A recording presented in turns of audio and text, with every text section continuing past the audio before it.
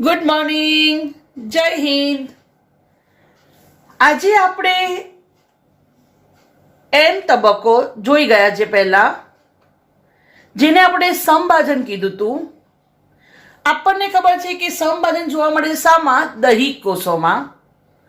અને સમભાજનની ક્રિયા દ્વારા એકમાંથી બે બાળકોષો બને છે. અને આપણને ખબર છે કે જ્યારે સમભાજનની વાત કરીએ તો સમભાજનમાં એક પિતૃમાંથી બે બાળકોષ બને છે અને બંનેમાં રંગસૂત્રોની સંખ્યા સરખી રહે છે. સમભાજન શામાં જોવા મળે? તો દૈહિક રંગસૂત્રોમાં જોવા મળે, ધેટ ઇઝ 1 થી 22 જોડમાં. રાઈટ? તો આ સમભાજનની વાત થઈ. હવે આજે આપણે અર્ધીકરણ વિશે અભ્યાસ કરીશું. આપણે અર્ધીકરણની વાત કરીએ તો અર્ધીકરણની ક્રિયા એ શામાં જોવા મળે? તો ખાસ યાદ રાખજો, લિંગી રંગસૂત્રમાં. અર્ધીકરણની ક્રિયા ક્યાં જોવા મળે? લિંગી રંગસૂત્ર. અર્ધીકરણની ક્રિયામાં થાય છે શું? તો ખરેખર અર્ધીકરણની પ્રક્રિયા આખી આમ તો સળંગ છે, પણ આપણી જાણ માટે અથવા તો આપણને સહેલાઈ પડે એના માટે આ પ્રક્રિયાને બે ભાગમાં વહેંચવામાં આવે છે. પહેલું સ્ટેપ અર્ધીકરણ 1. પહેલું સ્ટેપ જે છે એને કહેવાય અર્ધીકરણ 1. પણ આ કેવા પ્રકારનું છે? અર્ધસૂત્રણ. અર્ધસૂત્રણ પ્રકારનું છે, એટલે એકમાંથી બે બાળકોષો મળે અને બંનેમાં રંગસૂત્રોની સંખ્યા પિતૃ કરતા અડધી થઈ જાય. બરાબર? અહીંયા કેટલી થઈ પિતૃમાં? 2n. તો અહીંયા કેટલી થઈ? n. રાઈટ? એટલે કે રંગસૂત્રોની સંખ્યા પિતૃ કરતા અડધી થઈ જાય. એકચ્યુઅલી હજુ અર્ધીકરણની જે પ્રક્રિયા છે એનું બીજું સ્ટેપ પણ છે, પણ એવું કહેવાય છે કે આ બીજું સ્ટેપ જેને કહીએ છે અર્ધીકરણ 2, કોના જેવું છે અથવા તો કેવું છે? તો સમસૂત્રણ પ્રકારનું. બરાબર? એટલે આ એકમાંથી બે કોષો મળશે, પણ બાળકોષોમાં રંગસૂત્રોની સંખ્યા પિતૃ જેવી ને જેવી n. અહીંયા પણ n. બરાબર? તો એવું ધ્યાન રાખજો કે અહીં એક પિતૃમાંથી 4 બાળકોષ બને. તો સમભાજન અને અર્ધીકરણનો પહેલો તફાવત કે અહીંયા એકમાંથી બે બાળકોષ મળે, અહીંયા એકમાંથી 4 મળે. અહીં સમભાજન અંતે જે બાળકોષો મળે છે એમાં રંગસૂત્રોની સંખ્યા પિતૃ જેવી ને જેવી, ધેટ ઇઝ કેવું? દ્વિકીય. દ્વિકીય એટલે એને 2n કહેવાય. રાઈટ? અહીંયા શું થાય છે કે પિતૃ કેવો હોય છે? 2n. પણ જે બાળકોષ બને છે એ કેવા હોય છે? n. 2n લખો એને કહેવાય દ્વિકીય અને n લખો એને કહેવાય એકકીય. આ દ્વિકીય, એકકીય. તો આટલું ખબર પડી જવી જોઈએ કે અર્ધીકરણમાં આ પ્રક્રિયામાં એકમાંથી 4 બાળકોષ મળે છે અને ચારેયમાં રંગસૂત્રોની સંખ્યા પિતૃ કરતા અડધી. રાઈટ? અર્ધીકરણ 1 કયા પ્રકારનું છે? અર્ધસૂત્રણ. મતલબ કે રંગસૂત્રોની સંખ્યા કેવી થાય છે? અડધી. અર્ધીકરણ 2 કયા પ્રકારનું છે? સમસૂત્રણ. એમાં શું થાય છે? સંખ્યા પિતૃ જેવી ને જેવી જ રહે છે. તમને આને ખબર પડી જોઈએ કે સંખ્યા પિતૃ જેવી રહે તો સમ, સંખ્યા અડધી થાય તો પ્રકાર એનો અર્ધસૂત્રણ અને સમસૂત્રણ. પણ ખરેખર આ આખી પ્રક્રિયા કઈ છે? અર્ધીકરણ. આ રીતે થાય છે વિભાજન. આ સમભાજન નથી, હા, સમજજો. આ સમભાજન નથી, આ તો ખાલી વિભાજન સમસૂત્રી ભાજન જેવું થાય છે. કારણ કે બાળકોષોની સંખ્યા પિતૃ જેવીને જેવી જ રહે છે. બરાબર. તો આટલું ખબર પડી ગઈ કે અર્ધીકરણ લિંગી રંગસૂત્રમાં જોવા મળે, એકમાંથી 4 બાળકોષ મળે અને ચારેયમાં રંગસૂત્રોની સંખ્યા પિતૃ જેવીને જેવી જ હોય. હવે એકચ્યુઅલી આપણે અર્ધીકરણની કઈ અવસ્થાઓ છે એ જોઈએ. તો અર્ધીકરણની અવસ્થાઓ હવે સાંભળજો. તો પહેલા કોઈ પણ કોષ હશે એટલે એની G1, S અને G2 અવસ્થા આવશે. G1, S, G2 અવસ્થા આવ્યા પછી આવશે અર્ધીકરણ 1. હવે અર્ધીકરણ 1 ની વાત કરીએ તો અર્ધીકરણ 1 ની અવસ્થાઓ પૂર્વાવસ્થા 1, ભાજનાવસ્થા 1, ભાજનોત્તરાવસ્થા 1, અંત્યાવસ્થા 1 અને પછી શું થાય? કોષ રસ વિભાજન. બરાબર. તો આ થયું અર્ધીકરણ 1.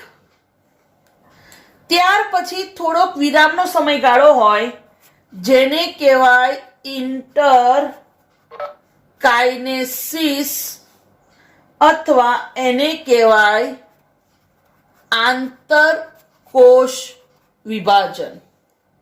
ઇન્ટરકાઇનેસિસ અથવા આંતરકોષ વિભાજન. અને ત્યાર પછી અર્ધીકરણ 2 એની અવસ્થાઓ પૂર્વાવસ્થા 2, ભાજનાવસ્થા 2,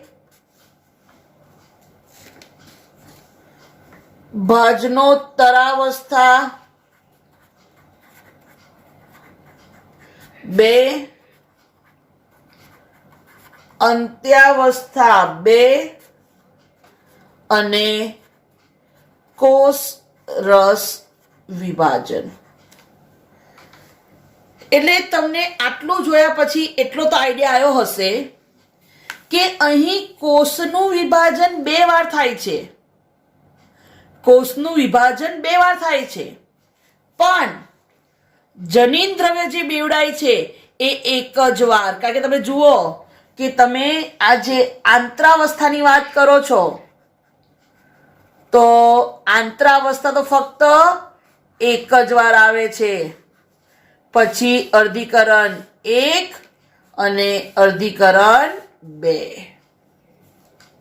તો સૌથી અગત્યની વસ્તુ કે અર્ધીકરણમાં કોષનું વિભાજન 2 વાર થાય છે, પણ જનીન દ્રવ્ય બેવડાય છે એક જ વાર. આપણને ખબર છે કે જનીન દ્રવ્ય બેવડાય છે કઈ અવસ્થામાં? S અવસ્થામાં. તો અહીંયા ખાલી S અવસ્થા એક જ વાર આવે છે, તો જનીન દ્રવ્ય બેવડાય છે એક વાર, કોષનું વિભાજન થાય છે 2 વાર. હવે એમાં પણ જે સૌથી અગત્યની પૂછાય છે થિયરી એ છે કઈ અવસ્થા? પૂર્વાવસ્થા, જે સૌથી લાંબી અવસ્થા છે અને સૌથી અગત્યની અવસ્થા છે. પૂર્વાવસ્થા. પૂર્વાવસ્થાને 5 પેટા પ્રકારમાં વહેંચાય: લેપ્ટોટીન, ઝાયગોટીન, પેકાઇટીન, ડિપ્લોટીન, ડાયકાઇનેસિસ. તો પૂર્વાવસ્થા 1ની 5 પેટા અવસ્થાઓ લેપ્ટોટીન, ઝાયગોટીન, પેકાઇટીન, ડિપ્લોટીન અને ડાયકાઇનેસિસ. તો જો બચ્ચાઓ, તમને પહેલા તો આટલું પરફેક્ટ ખબર હોવી જોઈએ કે આપણે શું જોવાનું છે. સમટાઈમ્સ કન્ફ્યુઝન થવાય તો મેં તમને આખો અહીંયા ફ્લો ચાર્ટ આપી દીધો કે ભાઈ જ્યારે અર્ધીકરણની શરૂઆત થાય તો પહેલા આંતરાવસ્થા G1 S G2, પછી અર્ધીકરણ 1. અર્ધીકરણ 1 ની બી કઈ અવસ્થા આવશે? પૂર્વાવસ્થા 1. પૂર્વાવસ્થા 1 ની પણ 5 પેટાવસ્થાઓ ક્રમમાં જ આવે: લેપ્ટોટીન, ઝાયગોટીન, પેકાઇટીન, ડિપ્લોટીન, ડાયકાઇનેસિસ. ત્યાર પછી ભાજનાવસ્થા 2 અને 1 ભાજનોત્તરા અંત્યા 1. પછી આ એક કોષ વિભાજન પત્યું, પછી થોડોક સમયગાળો એને કહેવાય ઇન્ટરકાઇનેસિસ. બરાબર, ધેટ ઇઝ આંતરકોષ વિભાજન. આંતર એટલે ની વચ્ચે, વિભાજન બે કોષ વિભાજન વચ્ચેનો સમયગાળો આંતરકોષ વિભાજન. અને ત્યાર પછી અર્ધીકરણ 2. રાઈટ? તો ચલો હવે આપણે સ્ટાર્ટ કરીએ. પૂર્વાવસ્થા 1 એની આપણને ખબર છે કે 5 પેટા અવસ્થાઓ છે: લેપ્ટોટીન, ઝાયગોટીન, પેકાઇટીન, ડિપ્લોટીન અને ડાયકાઇનેસિસ. તો આપણે પહેલું જોઈએ લેપ્ટોટીન.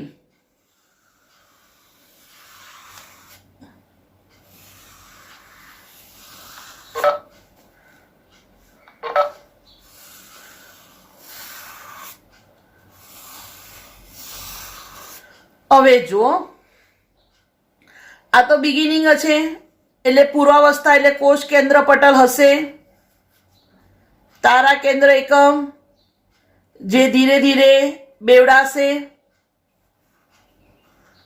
બરાબર, કારણ કે આપણને ખબર છે કે પૂર્વાવસ્થાના અંત ભાગ સુધીમાં કોષ કેન્દ્ર પટલ અદ્રશ્ય થાય છે.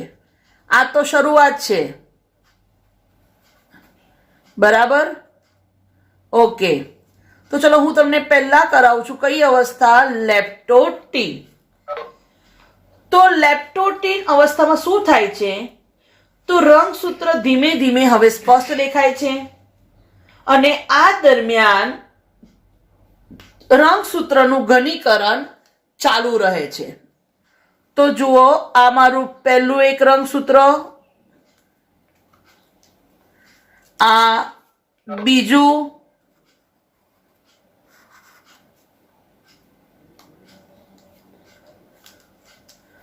આ ત્રીજું અને ચોથું. તો બહુ વધારે આખું એ હતું ફેલાયેલું, પણ ધીરે ધીરે શું થાય છે? એનું ઘનીકરણ થાય છે. બરાબર, તો રંગસૂત્રોનું ઘનીકરણ થાય છે જે આપણને ખબર જ છે. રાઈટ? તો લેપ્ટોટીન અવસ્થામાં તો આટલું જ જોવાનું છે. હવે આવે છે કઈ અવસ્થા? ઝાયગોટીન.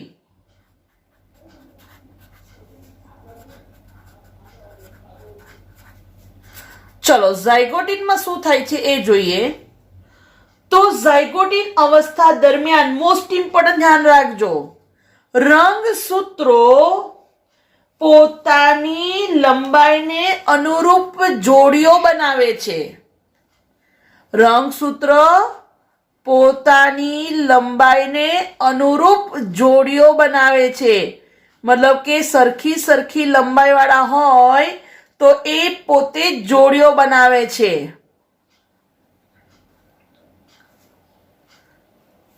તો રંગસૂત્ર પોતાની લંબાઈને અનુસરીને શું કરે છે? જોડીઓ બનાવે છે. બરાબર, અને આવા જે રંગસૂત્રો છે એને કહેવાશે સમજાત રંગસૂત્ર. સમજાત મતલબ કે જેની લંબાઈ સરખી હશે, જેના પર બંને બાજુ સરખા જનીનો આવેલા હશે, એને કહેવાય સમજાત. તો રંગસૂત્ર પોતાની કદ, લંબાઈ અને ઇવન એનો પ્રકાર, મેટા મેટા ભેગા થશે, સબ મેટા ભેગા થશે, એક્રો ભેગા થશે. તો રંગસૂત્રો પોતાના કદ અને પ્રકારના આધારે જોડીઓ બનાવે છે. આવી જોડીઓને કહેવાય સમજાત રંગસૂત્રો. તો સમજાત રંગસૂત્રોની જોડ બને છે કઈ અવસ્થામાં? ઝાયગોટીન અવસ્થામાં. બરાબર, ઓકે. અને રંગસૂત્રો શું કરે છે? સાયનેપ્સિસ જેવી રચનાનું નિર્માણ કરે છે, જેને કહેવાય સિનેપ્ટોનમલ કોમ્પ્લેક્સ. શું બનાવે છે રંગસૂત્રો? તો રંગસૂત્રો બનાવે છે સિનેપ્ટોનિમલ સંકુલ. સિનેપ્ટોનિમલ સંકુલ એટલે શું? તો સમજી લો કે આ એક રંગસૂત્ર છે, આ બીજું છે, તો બંને પોતાની લંબાઈને અનુસરીને જોડીઓ બનાવે છે. અહીંયા જે જનીન હશે એ અહીંયા હશે, અહીંયા જે જનીન હશે એ અહીંયા હશે, અહીંયા જે જનીન હશે એ અહીંયા હશે, અને જે જનીન અહીંયા હશે એ અહીંયા હશે. રાઈટ? તો આવી રીતે રંગસૂત્રો પોતાની લંબાઈને અનુસરીને શું કરે છે? જોડીઓ બનાવે છે. બરાબર? તો આ જે બને છે એને કહેવાય સિનેપ્ટોનિમલ કોમ્પ્લેક્સ, સિનેપ્ટોનિમલ સંકુલ. Most important. બરાબર? અને આવું સંકુલ બને છે કોની વચ્ચે? સમજાત રંગસૂત્રની જોડ વચ્ચે. બરાબર? અને અહીંયા એને દ્વિસૂત્રી કે ચતુસૂત્રી કહે છે. હવે કેમ આવું લખ્યું કે દ્વિસૂત્રી કે ચતુસૂત્રી? તો જો ખરેખર દેખાય છે આવા, એટલે કેટલા સૂત્રો દેખાયા? 2. પણ ખરેખર છે કેવા? આવા. ખબર પડી? ખરેખર છે આવા ચતુસૂત્રી દેખાય છે. 1 2 3 અને 4 છે 4 સૂત્રો, એટલે ખરેખર છે ચતુસૂત્રી પણ દેખાય છે દ્વિસૂત્રી. એટલે આની વાત કરીએ તો પણ દ્વિસૂત્રી, આની વાત કરીએ તો પણ દ્વિસૂત્રી. તમે દેખો આમાં પણ આવું સેમ હશે, સિનેપ્ટોનિમલ કોમ્પ્લેક્સ. તો અહીંયા જે જનીન એ અહીંયા, અહીંયા, અહીંયા, અહીંયા, અહીંયા, અહીંયા જે હશે એ ક્યાં હશે? અહીંયા. ખ્યાલ આવી ગયો? તો જુઓ આ પણ દેખાય છે કેટલા? દ્વિસૂત્રી. છે કેટલા? ચતુસૂત્રી. બરાબર? જસ્ટ લાઈક હું તમને આમ બતાવું ઉપર તો તમે એમ દેખી શકો, ઓહો મેડમને, ચલો હું આમ કહું કેટલી આંગળી છે, તો તમે ઉપરથી જુઓ તો તમને એક જ આંગળી દેખાય, પણ રિયલીમાં તો 2 છે. ઉપરથી જુઓ તો એક જ આંગળી દેખાય, પણ ખરેખર 2 આંગળી છે. એવી જ રીતે દેખાય છે ખાલી એક સૂત્ર, પણ છે દ્વિસૂત્રી.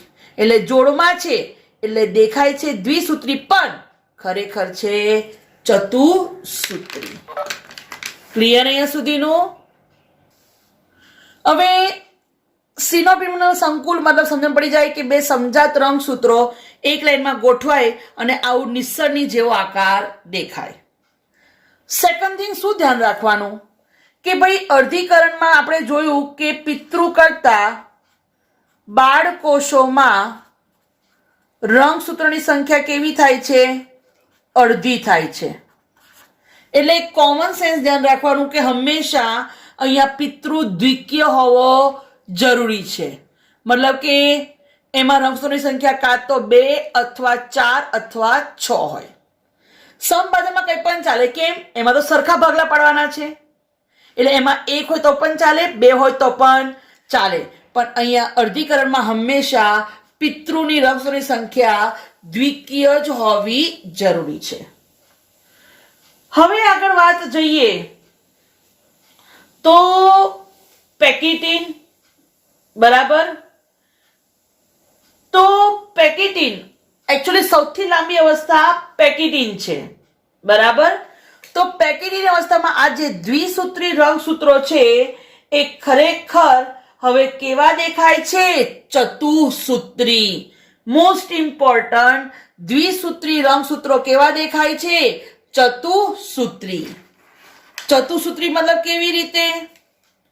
તો જોઈ લો આવી રીતે.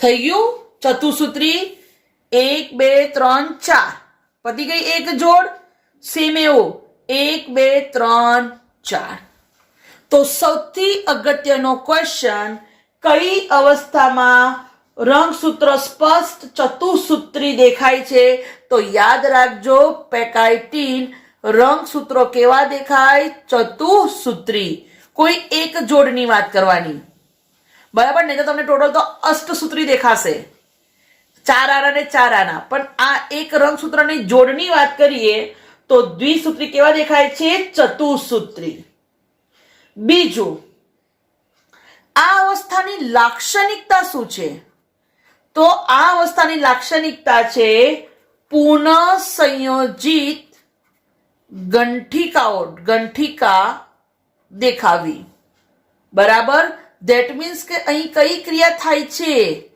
વ્યતિકરણ બરાબર અને એના માટે જવાબદાર ઉત્સેચક છે રીકોમ્બિનેઝ તો વ્યતિકરણ એટલે શું તો જુઓ ધ્યાન આપજો આ એક રંગસૂત્ર સમજાત આ બે સમજાત રંગસૂત્રો એની એક જ સૂત્રિકાઓ એકબીજાને આમ ક્રોસ કરે છે જો તમે જોઈ શકો છો આવી રીતે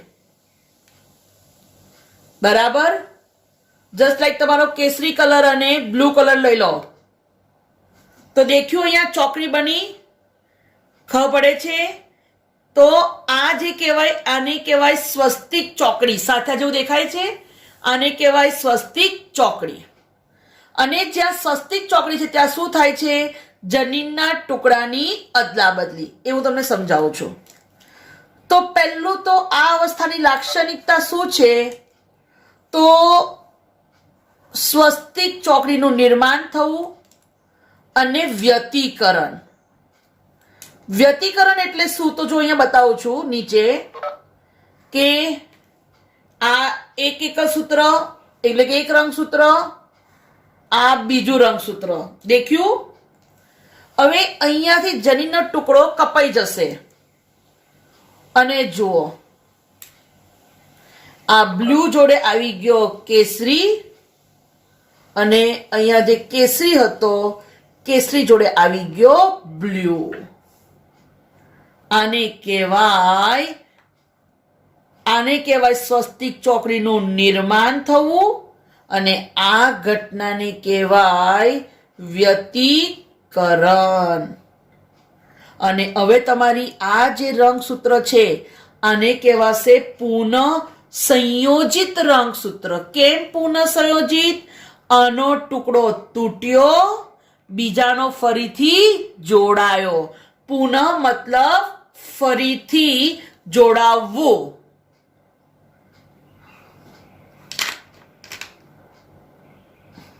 એક તો બહુ ત્રાસ છે મીટિંગ પૂરી જ થઈ જાય 45 મિનિટ્સમાં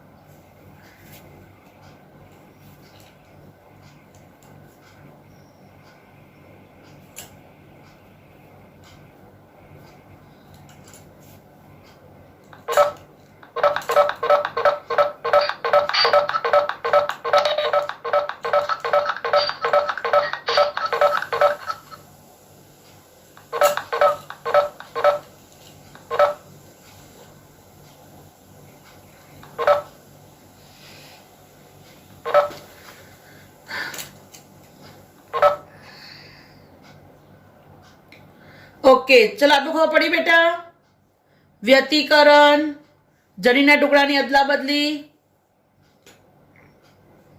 પાક્કું ને આ સૌથી મેઇન બેઝ છે જાઓ આગળ અરે વાહ બહુ સહેલેથી સમજી ગયા તમે વેરી ગુડ ઓકે તો ખાસ ધ્યાન રાખજો કે પેકાઇટીન અવસ્થામાં ચતુસૂત્રી રંગસૂત્ર સ્પષ્ટ દેખાય છે સ્વસ્તિક ચોકડીનું નિર્માણ જ્યાં સ્વસ્તિક ચોકડીનું નિર્માણ હતું ત્યાં શું થયું જનીનના ટુકડાની અદલા બદલી ધેટ ઇઝ કઈ ઘટના વ્યતિકરણ જ્યાં વ્યતિકરણ થયું છે ધેટ ઇઝ જનીનના ટુકડાની અદલા બદલી થઈ છે મતલબ કે અહીંયા શું દેખાયું આ જે તમે દેખો છો આને કહેવાય પુનઃ સંયોજિત ગંઠિકા કેમ? કારણ કે ભાઈ કેસરીમાં બ્લુ અને બ્લુમાં કેસરી. તો આ પુનઃસંયોજિત ઘંટિકા છે, કંઈક નવી રચના છે. અને આના માટે જવાબદાર ઉત્સેચક રીકોમ્બિનેઝ. રી મતલબ ફરીથી, કમ્બાઇન્ડ મતલબ જોડાવવું. જેવી રીતે તમે પુનઃ સંયોજન કહો છો, તો પુનઃ સંયોજન NH ઇંગ્લિશમાં કહેવાય રીકોમ્બિનેશન. અને એના માટે જવાબદાર ઉત્સેચક રીકોમ્બિનેઝ. આ શું છે? ઉત્સેચક છે. તો આ મોસ્ટ ઇમ્પોર્ટન્ટ પેકાઇટીન અવસ્થા, બરાબર, એમાં વ્યતિકરણ થાય છે, બરાબર, અને પુનઃસંયોજિત ઘંટિકાઓ દેખાય છે. તો આ સૌથી અગત્યની યાદ રાખજો સ્ટેપ પેકાઇટીન. બરાબર, ચલો હવે આગળ જઈએ. ડિપ્લોટીન અવસ્થા.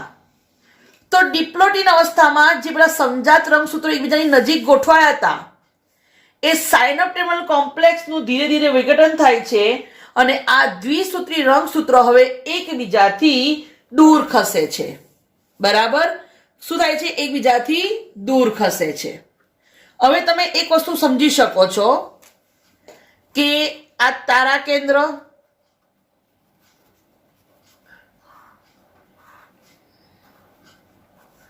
અને એ જોડાય છે રંગસૂત્રો સાથે. બરાબર, સાચી વાત. પણ જ્યાં જ્યાં ધારો કે વ્યતિકરણ હશે ત્યાં ત્યાં રંગસૂત્રો એકબીજા સાથે જોડાયેલા હશે. જેમ કે સમજી લો કે અહીંયા હું બતાવું છું કે ભાઈ હજુ વ્યતિકરણ થયેલું છે.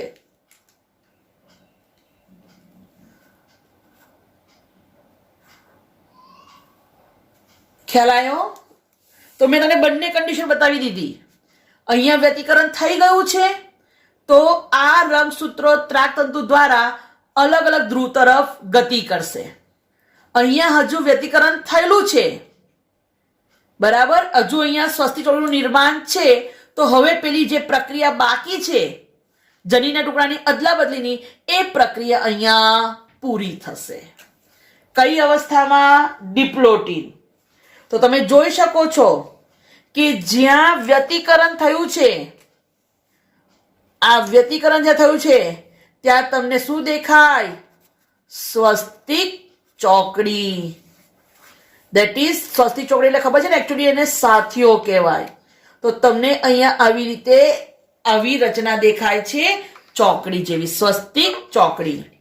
રાઈટ, જસ્ટ લાઈક તમે અત્યારે જે આ કન્ડિશન છે તો એમાં તમને સ્વસ્તિક ચોકડી દેખાય છે, રેડ અને રામા. દેખાયું બધાને? રેડ અને રામા વચ્ચે જનીનના ટુકડાની અદલા બદલી થઈ. તો ખાસ ધ્યાન રાખવાનું, સ્વસ્તિક ચોકડી દેખાય છે કઈ અવસ્થામાં? ડિપ્લોટીન અવસ્થામાં. બરાબર, અને છેલ્લી અવસ્થા ડાયકાઇનેસિસ. એમાં હવે રંગસૂત્રોનું ઘનીકરણ બાકી હતું તો એ પૂર્ણ થશે. બસ આ તો થશે પૂર્વાવસ્થાનો અંત ભાગ, ડાયકાઇનેસિસ. એટલે ડાયકાઇનેસિસમાં કોષ કેન્દ્ર પટલ અદ્રશ્ય, કોષ કેન્દ્રિકા અદ્રશ્ય. જો અંગિકાઓ બધી હશે તો ધીરે ધીરે એનું શું થશે? વિઘટન થશે. અંગિકાઓ બધી નાશ મતલબ કે અદ્રશ્ય થશે. અને ત્યાર પછી બીજી કઈ અવસ્થા આવશે? પૂર્વાવસ્થા એક પછીની કઈ અવસ્થા? ભાજનાવસ્થા એક. કઈ અવસ્થા આવશે? ભાજનાવસ્થા એક. બરાબર, તો મોસ્ટ ઇમ્પોર્ટન્ટ અહીંયા સમજાત રંગસૂત્રોની જોડ બની અને સૌથી અગત્યની ઘટના વ્યતિકરણ, જનીનના ટુકડાની અદલા બદલી. તો કહેવા માટે ખાલી પૂર્વાવસ્થા છે, પણ એક્ઝેક્ટલી આ અવસ્થા ખૂબ જ કામની છે. કેમ? કારણ કે અહીંયા તમને પુનઃ સંયોજન કંઈક નવું જોવા મળે છે. બરાબર, બ્લુમાં ઓરેન્જ, રામામાં રેડ, રેડમાં રામા, એટલે કંઈક નવું જ જનીન બંધારણ જોવા મળે છે, જે છે અર્ધીકરણની લાક્ષણિકતા. સમજી લો કે આ એક રંગસૂત્ર પિતા તરફથી છે, આ એક માતા તરફથી છે. તો જ્યારે અર્ધીકરણ થાય છે ત્યારે બેઠા લક્ષણો નથી ઉતરતા, પણ બેનો લક્ષણોનું મિશ્રણ થાય છે. પિતાનું લક્ષણ આમાં ગયું, આનું લક્ષણ આમાં ગયું, એટલે જ્યારે બાળકમાં શું થાય છે, બેના લક્ષણો ભેગા ઉતરી આવે છે. કેમ? તો અર્ધીકરણને કારણે, કારણ કે અર્ધીકરણમાં વ્યતિકરણની ઘટના થાય છે, જનીનના ટુકડાની અદલા બદલી થાય છે અને કંઈક નવા જનીનોના જોડાણ અસ્તિત્વમાં આવે છે. તો આ થઈ તમારી પૂર્વાવસ્થા 1. એના પછી આવશે ભાજનાવસ્થા 1. ચલો, આમાં ડાઉટ હોય તો બોલો, પછી આગળ જાઓ. વિચારી લો, કંઈક બી ડાઉટ હોય તો પૂછો. આ આખા અર્ધીકરણનો બેઝ છે બેટા, આખા અર્ધીકરણનો બેઝ છે આ.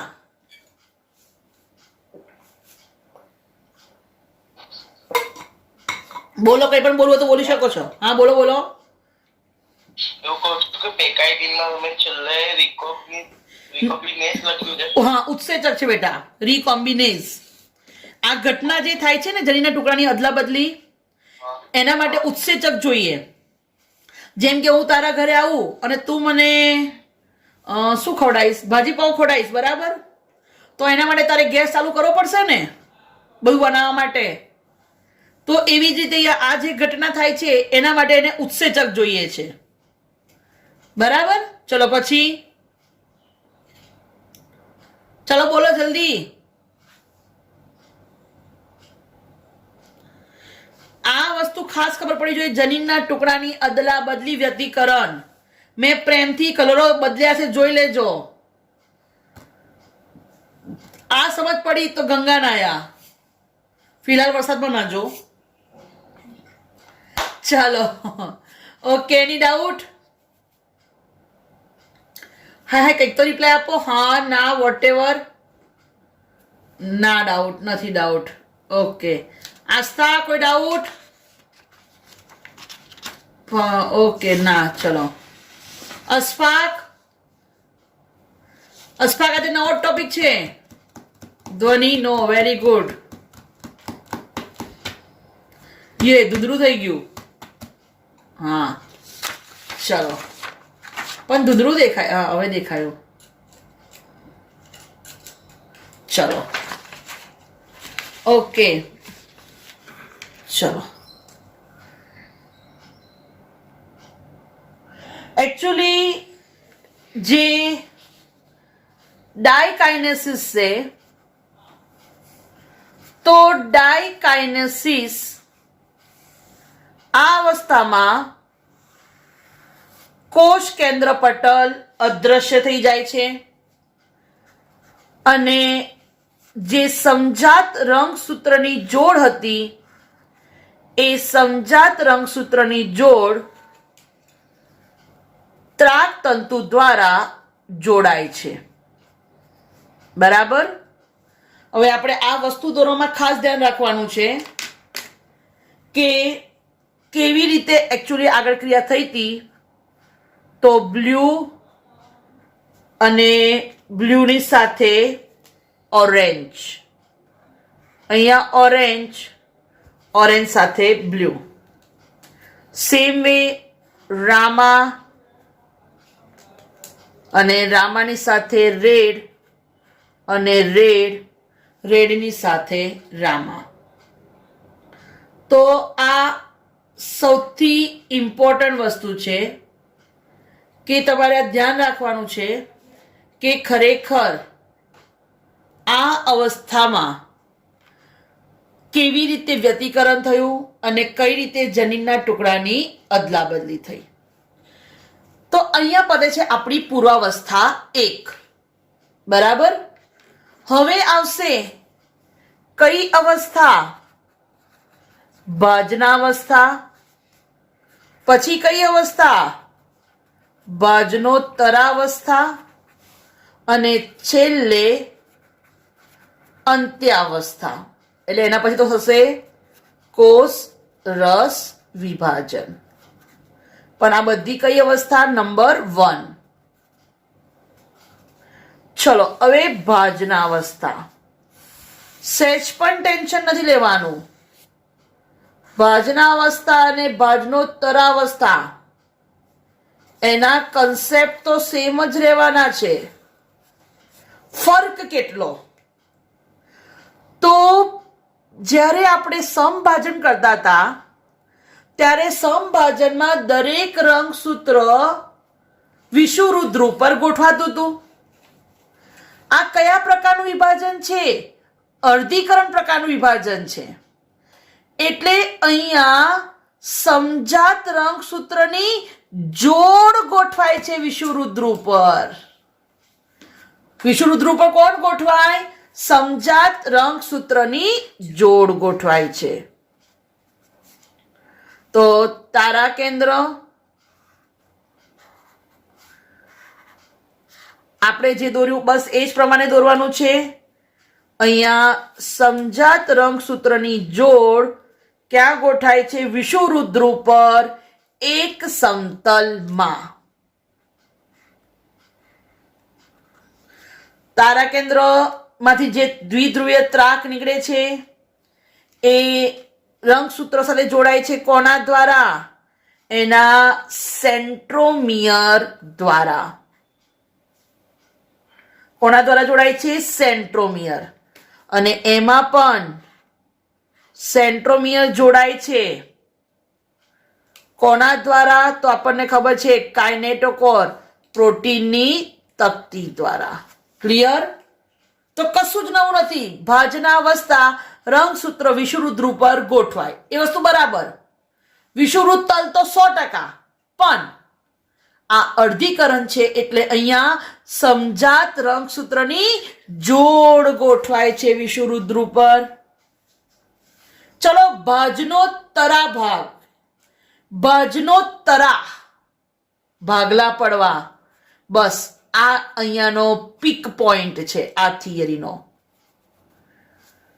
અર્ધીકરણનો આ અગત્યનો પોઈન્ટ છે ભાજનોત્તરા. શું થાય છે અહીંયા? તો ભાજનોત્તરા એટલે આપણને ખબર છે કે ભાઈ ભાગલા પડવાના છે. ભાગલા પડે છે કેવી રીતે? તો સમજાત રંગસૂત્ર જે છે, સમજાત રંગસૂત્રનું જોડીમાંનું, આ જોડી છે સમજાત રંગસૂત્ર, એનું એક રંગસૂત્ર એક ધ્રુવ તરફ તો બીજું રંગસૂત્ર બીજા ધ્રુવ તરફ. બરાબર? તમે જોઈ શકો છો મેં કેવી રીતે દોર્યું. સમજાત રંગસૂત્રની જોડ મેં એઝ ઇટ ઇઝ રાખી. સમજાત રંગસૂત્રની જોડમાંનું એક રંગસૂત્ર એક ધ્રુવ તરફ તો બીજું રંગસૂત્ર બીજા ધ્રુવ તરફ. તો આ અવસ્થાના અંત ભાગમાં તમે જોઈ શકો છો કે દરેક ધ્રુવ પાસે એકઠા થતા રંગસૂત્રોની સંખ્યા પિતૃ કરતા અડધી છે. જેમ કે આ ધ્રુવ જુઓ તો 2 અથવા આ ધ્રુવ જુઓ તો 2. તો આ થયું મોસ્ટ ઇમ્પોર્ટન્ટ અર્ધીકરણની ભાજનોત્તરાવસ્થા. હવે અંત્યાવસ્થા તો ધીરે ધીરે 2 ધ્રુવ પ્રદેશમાં 2 કોષ કેન્દ્ર અસ્તિત્વમાં આવશે. જે દ્વિધ્રુવીય ત્રાક છે એ ધીરે ધીરે અદ્રશ્ય થશે. દરેક તારા કેન્દ્ર પોતપોતાના કોષમાં જશે. બરાબર?